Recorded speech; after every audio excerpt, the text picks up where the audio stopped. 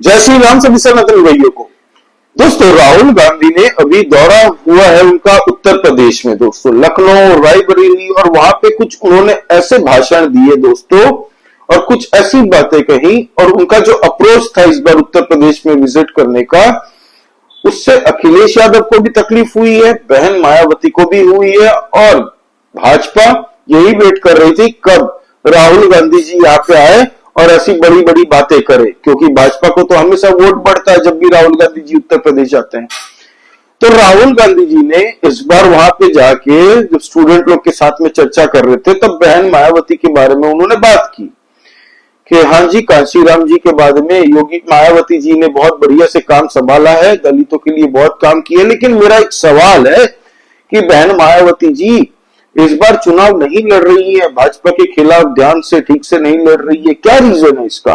हालांकि हमने इनको ऑफर भी दिया था कि आप हमारे साथ आ जाइए, हम तीनों मिलकर लड़ेंगे तो भाजपा को धराशायी करके हरा देंगे उत्तर प्रदेश के अंदर में, लेकिन मायावती जी आ नहीं रही है। ऐसी भी क्या मजबूरी है उनकी?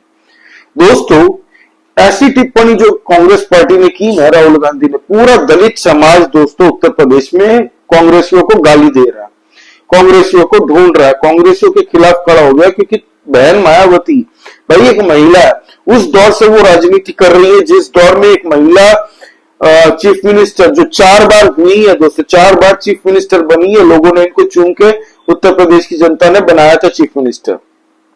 उनके बारे में आप एक एमपी हो, आप ऐसी बात कर रहे हो ना, उनकी हिस्ट्री जानते हो, दलितों के लिए कितने काम किए उन्होंने। आज एक दलित महिला के बारे में आप ऐसी टिप्पणी कर रहे हो, ऐसी भी क्या मजबूरी हो सकती है?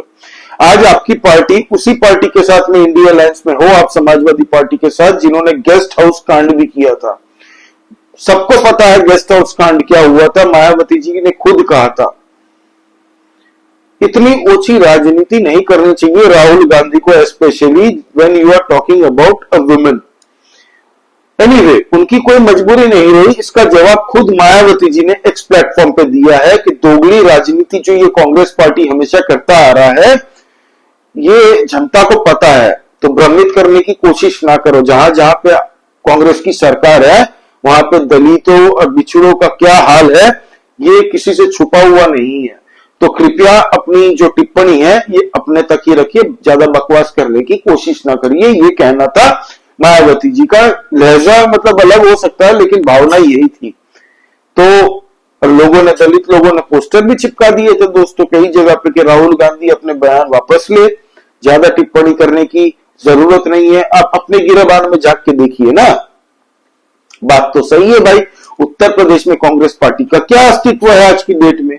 कोई अस्तित्व नहीं है। वो तो अखिलेश यादव के साथ में इनको इस बार लोकसभा में सीट मिल गई दोस्तों, कुछ सीटें ये जीत गए हैं, इसीलिए इनको लग रहा है कि भारत में परचम इनका ही लहराएगा और प्रधानमंत्री तो राहुल गांधी बनेंगे।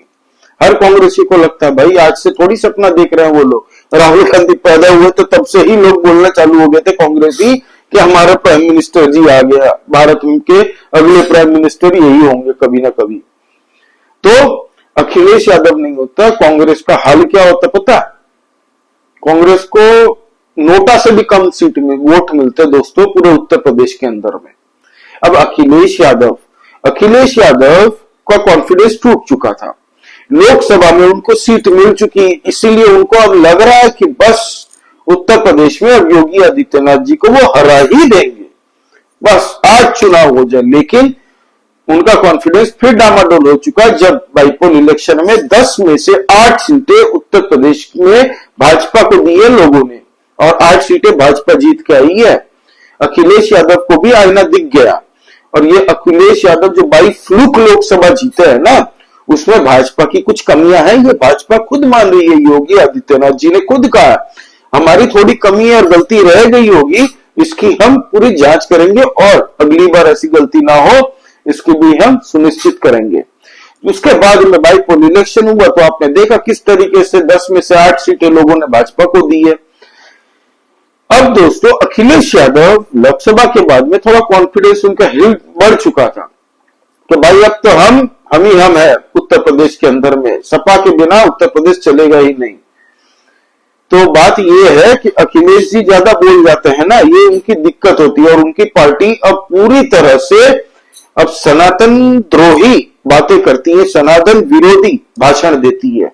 अखिलेश यादव ने महाकुंभ नाम ये जो शब्द है इस पे ही आक्षेप लगा दिया कि महा क्यों बनाया, इसको जबरदस्ती का महा का चोला पहनाया गया ताकि दुनिया को लगे कि बहुत भयंकर बहुत बड़ा कुछ इवेंट होने वाला। भाई है ही सनातनियों का महाकुंभ है ही, 144 साल बाद ये मौका है महाकुंभ का। तो अखिलेश यादव पूछ रहे हैं कि कौन से ऐसे शास्त्रों में लिखा है, 144 साल पहले कोई है वहां का सबूत दिखाओ हमें कि 144 साल पहले ये महाकुंभ हुआ था और हर 144 साल बाद इतना भव्य महाकुंभ आता है।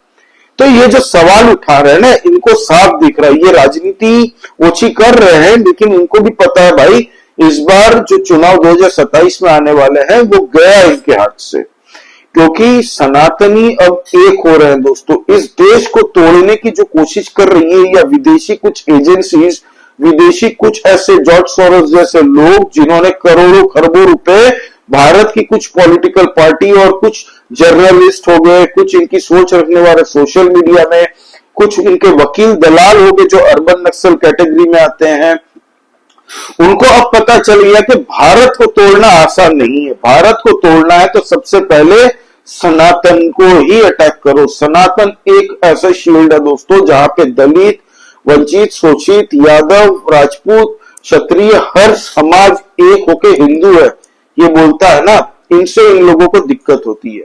और ये आज एकजुट साथ में लड़ रहे हैं इसीलिए क्योंकि इनका जो वोट बैंक है वो आपस में टूट ना जाए। इनको ये साफ दिख रहा है कि अकेले कोई भी पार्टी आज की डेट में भारत के बीजेपी के साथ, भारतीय जनता पार्टी के सामने अगर चुनाव लड़ती है तो बुरी तरह से हारेगी, सिवाय दो पार्टी के। वो भी रीजनल पार्टी है, एक है ममता बनर्जी और एक है डीएमके तमिलनाडु के। ये दो पार्टी स्ट्रांग है, बाकी कोई भी पार्टी आमने सामने अगर चुनाव लड़ती है भाजपा के सामने तो कहीं पे भी नहीं टिकेगी। हालांकि राहुल गांधी जी अभी जो ये गए हैं उत्तर प्रदेश में, ये एक मैसेज अखिलेश यादव को भी उन्होंने देने की कोशिश की कि हमें बाईपोल में तुमने सीट नहीं दी थी लड़ने के लिए, याद है ना आपको? अखिलेश यादव ने कहा था हम 2 से ज्यादा सीट नहीं देंगे, वो भी लड़ना है तो लड़ो न तो निकलो यहां से। तो कांग्रेस थोड़ा रूठ गई थी, इसीलिए अखिलेश यादव ने सारे के सारे अपने ही कैंडिडेट उतारे थे और 10 में से 8 सीट भाजपा जीती। तो अब राहुल गांधी जी का एक तरीका है उनको पूछने का, क्यों भाई आ गया स्वाद, 10 में से 8 हार चुके, अब करना क्या है? और राहुल गांधी जो एटीट्यूड अभी दिखा रहे हैं ना कि हमने कांग्रेस अब तैयारी कर ले 2027 में, पूरे उत्तर प्रदेश के अंदर की तैयारी शुरू अभी से कर दो। ये राहुल गांधी जी ने एक मैसेज अपने कांग्रेसी कार्यकर्ताओं को भी इस बार दे दिया है।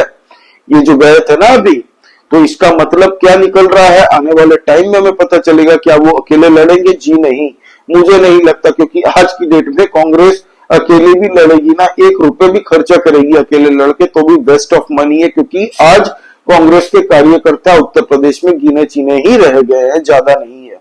हालांकि रायबरेली, अमेठी ऐसी कुछ सीटें हैं जो कांग्रेस की बहुत कई सालों से वहां से उनकी लेगेसी चली आ रही है, लेकिन कांग्रेस ओवरऑल अगर उत्तर प्रदेश में देखे ना तो कांग्रेस हार्डली कुछ सीटें ही उनको मिल सकती है, बाकी कहीं पे नहीं आएगी वो। अब दोस्तों इनकी नजर जो राहुल गांधी की थी, इस बार दलित समाज को भी एक मैसेज उन्होंने देने की कोशिश की कि देखो बहन मायावती तो लड़ नहीं रही है चुनाव ठीक से, तो आपके पास एक ऑप्शन है, आपका राहुल गांधी, आपका भाई, आपका 55 साल का युवा साथी जो 5 साल बाद रिटायर होने वाला है, लेकिन अभी भी हम युवा है, तो आ जाइए आप हमें वोट दीजिए। लेकिन वो भूल गए हैं कि वहां पे अखिलेश यादव भी है। अखिलेश यादव को तकलीफ इसीलिए आ रही है कि भाई दलित वोटरों को राहुल गांधी टारगेट कर रहे हैं, प्लस मुस्लिमों को भी राहुल गांधी अपीस करने की कोशिश कर रहे हैं, क्योंकि रायबरेली में उन्होंने ये बात कही है कि जैसे मेरी बहन वायनाड में है, मैं यहाँ पे हूं और मेरी बहन को भी आप लोग बुलाइए तो वो यहाँ पे भी आएगी, जैसे मैं खुद वायनाड जाता हूं। तो अखिलेश यादव भी अभी सोच रहे हैं कि भाई देखो कांग्रेस का सपोर्ट तो चाहिए होगा, क्योंकि बहन मायावती और अखिलेश का अनलाइकली है अलाई होना। अगर मायावती और समाजवादी पार्टी अगर अलाई होके भाजपा के खिलाफ लड़ेंगे ना, तो मुझे नहीं लगता कांग्रेस को भाव भी देंगे अखिलेश यादव। लेकिन अभी जो रवैया है राहुल गांधी का, वो यही इंगित करता है कि वो एक मैसेज पास करने आए थे उत्तर प्रदेश में रायबरेली में कि हम तैयार है, क्योंकि अखिलेश यादव ने केजरीवाल को सपोर्ट कर दिया था दिल्ली चुनाव में, और इंडिया अलायंस में ये बातें भी उठना चालू हो चुकी हैं कि ममता बनर्जी को बनाओ लीडर, इंडिया अलायंस से कांग्रेस को लात मार के भगाओ। सब पार्टी, इनकी जितनी भी इंडिया अलायंस की पार्टी है, जिनके साथ में महाराष्ट्र में भी चुनाव लड़ा था, शरद पवार, उद्धव ठाकरे, सबने सपोर्ट कर दिया, ममता बनर्जी, अब अखिलेश यादव, सब ने सपोर्ट किया, उमर अब्दुल्ला, सब ने केजरीवाल को सपोर्ट किया। तो इसीलिए केजरीवाल का नाम सुनते ही कांग्रेस भड़क चुकी है और उन्होंने अपनी रणनीति चेंज की है। अब बात करते हैं ममता बनर्जी को महाकुंभ को लेके जो भाषण दिया भद्दा सा, उन्होंने महाकुंभ को दोस्तों मृत्यु कुंभ नाम दिया। हालांकि ये ममता बनर्जी है, इससे हम ज्यादा एक्सपेक्ट नहीं कर सकते, क्योंकि वहां पे दोस्तों आप बड़ी सिटीज में आप देखेंगे वेस्ट बंगाल के अंदर में ममता बनर्जी का ग्राफ पूरा नीचे है। आपके जान पहचान वालों को भी आप पूछेंगे ना तो आपको पता चल जाएगा वहां ग्राउंड रियलिटी क्या है। वहां पे हालांकि बीजेपी पूरी तरह से अंदर फाड़ करने की कोशिश कर रही है। इस बार बीजेपी वो गलती नहीं करेगी जो पिछली बार हुई थी भाजपा से, और ममता बनर्जी तो अकेला चलो रही चलती है, कांग्रेस को ज्यादा भाव देती है, वहां पे कांग्रेस को बोलती है जाओ तुम अपने देख लो, लेफ्ट के साथ में लड़ लो, हिम्मत है तो ममता बनर्जी जो ये बयान दिया है ना, उसको ये जवाब योगी आदित्यनाथ जी ने ही दे दिया। योगी आदित्यनाथ जी ने दे दिया कि ममता बनर्जी का ये जो बयान था, ये जितने भी श्रद्धालु अब तक डुबकी लगा चुके हैं ना, 60 करोड़ से ज्यादा लोगों का अपमान है, हर एक सनातनियों का अपमान है। और ममता बनर्जी ये पहली बार ऐसा कुछ नहीं कर रही है।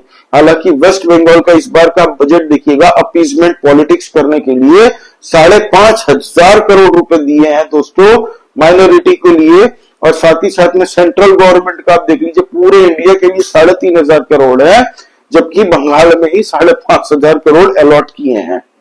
एनीवे, उस पर हम ज्यादा बकवास नहीं करेंगे, बंगाल के ऊपर में अभी बंगाल का कोई मुद्दा नहीं है। लेकिन अभी दोस्तों कांग्रेस पार्टी को समझ में नहीं आ रहा करना क्या है। चुनाव होने वाले बिहार में लल्ला यहाँ पे घूम रहे हैं, उत्तर प्रदेश में दिल्ली हारे, मध्य प्रदेश हारे थे, फिर राजस्थान हारे थे, छत्तीसगढ़, महाराष्ट्र, फिर आपका हरियाणा हारे, हर जगह हार ही रहे भाई।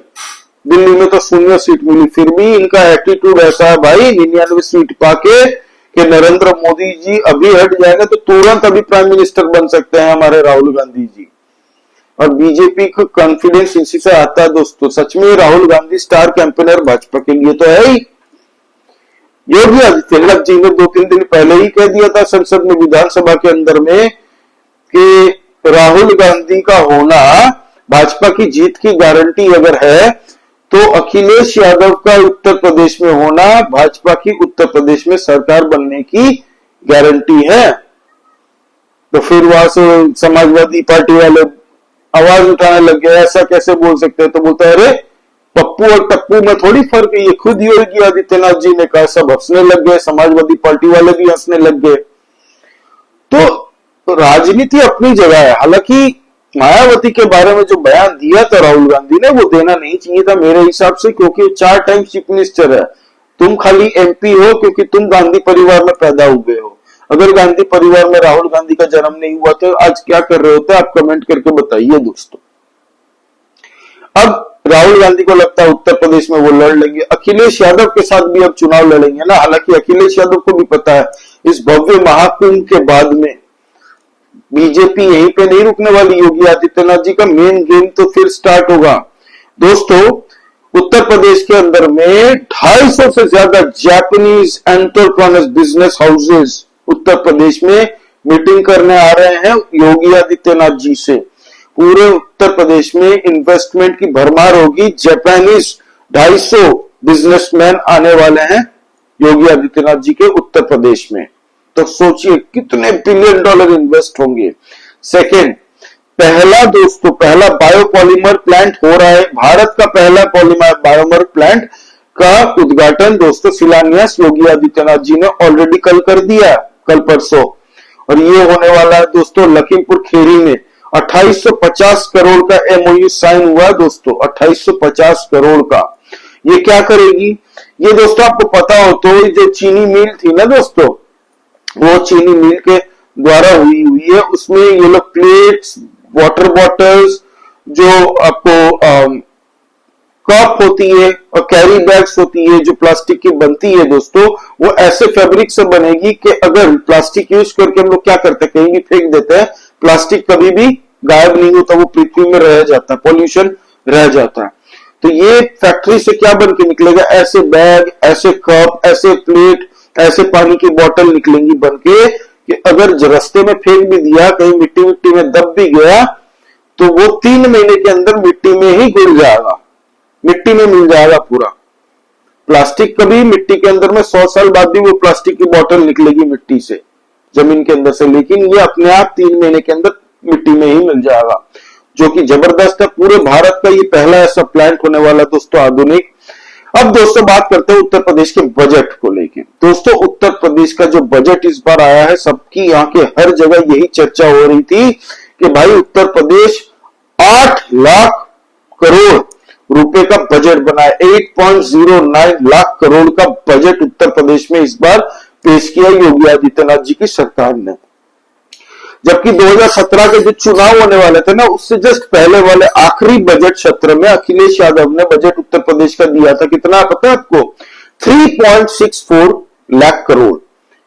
मतलब मोटा मोटा अगर ले लें 3,65,000 लाख करोड़ रुपए का अखिलेश यादव ने बजट बनाया था।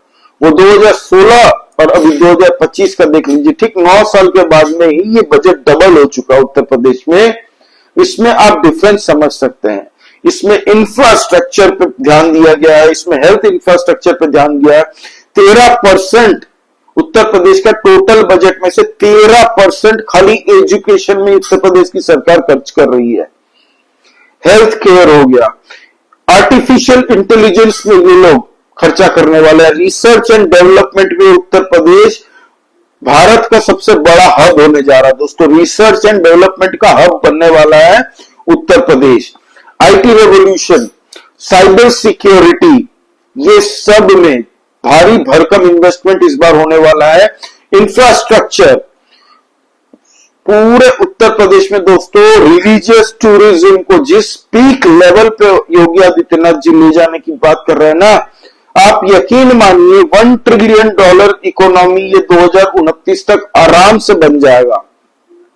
योगी आदित्यनाथ जी का ये मानना है कि $1 ट्रिलियन इकोनॉमी उत्तर प्रदेश को हम सिर्फ बनाएंगे। अगर भारत को $5 ट्रिलियन इकोनॉमी बनना है तो $1 ट्रिलियन हम उत्तर प्रदेश से खुद बनाएंगे।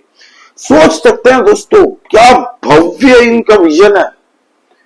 और वहीं पे पॉलिटिक्स करने के लिए विरोधी दल लोग इन पे आक्षेप उड़ाते, नहीं हो पाएगा, कैसे करोगे, ये तो हमें बताओ। भाई जैसे ये महाकुंभ में 3 लाख करोड़ रुपया है ना उत्तर प्रदेश के अंदर में, उत्तर प्रदेश के लोगों ने, उत्तर प्रदेश के लोगों के पास में खर्चा किया है ना लोगों ने, पर्यटकों ने, उसी तरह से हो जाएगा $1 ट्रिलियन इकोनॉमी। देखते जाओ किस तरीके से बजट डबल से ज्यादा हो चुका है उत्तर प्रदेश का सिर्फ 9 साल के अंदर में। हालांकि दोस्तों आज भी मैं समझता हूं भाजपा नंबर 1 उत्तर प्रदेश में है, सेकंड अगर कोई आता है ना तो वो अखिलेश यादव की पार्टी है। लेकिन वो इतनी बड़ी गलती कर रहा है ना भाई साहब, ये जो सनातन विरोधी भाषण दे दे के, क्योंकि इनके पिताजी ने भी तो कार सेवकों पे गोली चलाई थी, सबको पता है। 2013 में जो कुंभ हुआ था सिर्फ 10 करोड़ रुपए खर्च किए थे भाई, 10 करोड़ रुपए खर्च किए थे उस महाकुंभ में, जिसमें 10 करोड़ लोग टोटल आए थे। महाकुंभ नहीं, उस टाइम तो कुंभ था। उस कुंभ के आयोजन में 10 करोड़ लोग आए थे श्रद्धालु, 10 करोड़ रुपए खाली बजट फाड़े थे, और वो भी आजम चाचा ने किया था। जब लोग मारे गए तो तब अखिलेश यादव का रिकॉर्डेड बयान है कि इस पे सियासत मत कीजिए। जब मौनी अमावस को दोस्तों 30 लोगों की जान गई, उसके ऊपर में कितनी राजनीति की, ये किसी को बोलने की जरूरत नहीं है, सबको पता। हालांकि अखिलेश यादव को भी पता है इससे बहुत बड़ा डेंट पहुंचेगी। जो भव्य महाकुंभ की योगी आदित्यनाथ जी की आज जो छवि हो चुकी है ना, पूरे भारतवर्ष के लोग उनको मानते हैं, उनके विरोधी दल भी उनकी तारीफ करते हैं, उनकी विजन की करते हैं। और अखिलेश यादव को भी ये पता है कि भाई उत्तर प्रदेश अब 1 साइडेड गेम हो चुका है, भाजपा ही भाजपा। और लोग जो योगी आदित्यनाथ जी को नहीं मानते थे ना दोस्तों, इस महाकुंभ के आयोजन के बाद में वो भी योगी आदित्यनाथ जी को मान गए कि भाई इतना बड़ा आयोजन उत्तर प्रदेश में हो रहा है, जबकि विदेशी पर्यटक यहाँ पे आ रहे हैं, पूरे वर्ल्ड में डॉक्यूमेंट्रीज बन रही है महाकुंभ के ऊपर में। यही उत्तर प्रदेश एक टाइम में था जिसको बीमारू राज्य कहा जाता था, बिहार और उत्तर प्रदेश को। आज बिहार भी बीमारू राज्य से ऊपर आ चुका है, लेकिन उत्तर प्रदेश तो जिस लेवल में पहुंच चुका भाई, इंडिया की सेकंड बेस्ट स्टेट बन चुका है उत्तर प्रदेश आज की डेट में। यही उत्तर प्रदेश 15वां 16वां 26 27वां नंबर तक गया था, आज सेकंड मोस्ट प्रेफर्ड है फॉर इन्वेस्टर्स एज वेल, इन्वेस्टरों के लिए भी। एनीवे दोस्तों, तो ये अभी चल रहा है उत्तर प्रदेश का। दोस्तों योगी आदित्यनाथ जी ये महाकुंभ खत्म होने दीजिए, फिर अपने एक्शन मोड में आएंगे और उनके बाद में जितने भी उनके पेंडिंग एजेंडास है दोस्तों, धड़ाधड़ उस पर वो काम करते आपको दिखेंगे भी। वक्फ बिल पे भी एक्शन जबरदस्त होने वाला है उत्तर प्रदेश के अंदर में। एनीवे दोस्तों, आपका इस बारे में क्या कहना है प्लीज कमेंट करके बताइए। दोस्तों प्लीज सब्सक्राइब दिस चैनल, नया चैनल है, आप लोगों की सपोर्ट की आवश्यकता, तो प्लीज सब्सक्राइब करिए। और दोस्तों प्लीज लाइक दिस वीडियो। जय श्री राम सभी सनातनी भाइयों को, जय हिंद, वंदे मातरम।